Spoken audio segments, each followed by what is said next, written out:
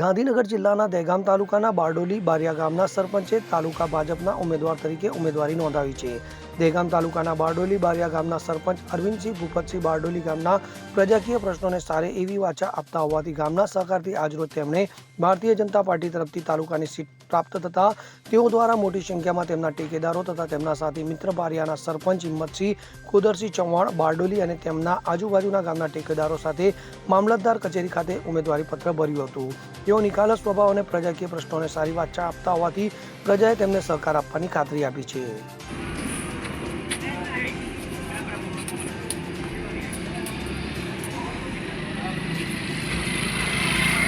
અગરસિંહ ચૌહાણ સાથે CN24 news, Harsholi, Dehgam. હવે જુઓ દેશ દુનિયાની તમામ ખબરો તમારી આંગળીના ટેરવે.